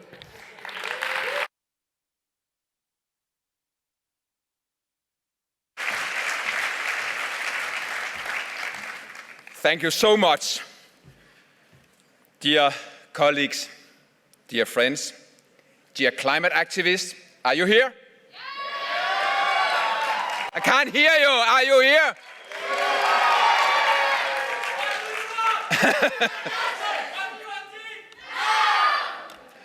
Are there any troublemakers here? Boo! Thank you so much. It has been amazing. An amazing experience for us to host the C40 Global Mayor Summit 2019 here in our city, Copenhagen. Thank you all for attending. When we talk, the world listens. When we act, the world will follow us and our examples. When we united, we can make the difference. This summit has been about how we can reach our ambitious goals.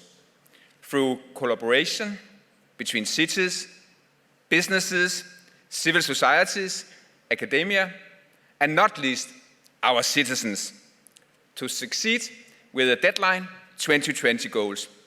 It has truly been inspiring and have been inspired by the award-winning solutions from Guangzhou, the electrifying of the buses, from Accra with informal waste collection. I also hope that you have been inspired by staying here in our city, Copenhagen. Maybe you have taken your time to bike around in our city, or maybe you had had a swim in our clean, but perhaps little cold harbor.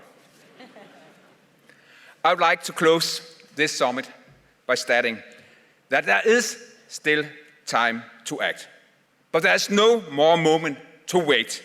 There's no more room for empty promises, and there are no more room for not acting. We need to listen to the call from our citizens and from the young people in the streets. Ladies and gentlemen, now everybody from the C40 youth delegation, please join Anna and me here at stage. Please come up here, all of you, and give them a big round of applause.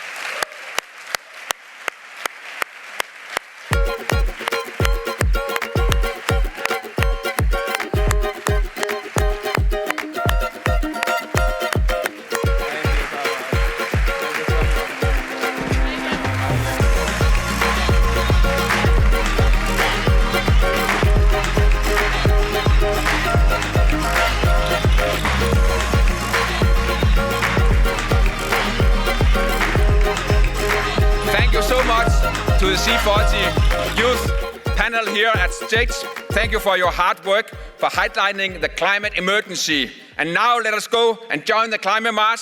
Let's show the young people that we heard their messages and we are ready to act. Thank you very much for joining us in Copenhagen, all of you.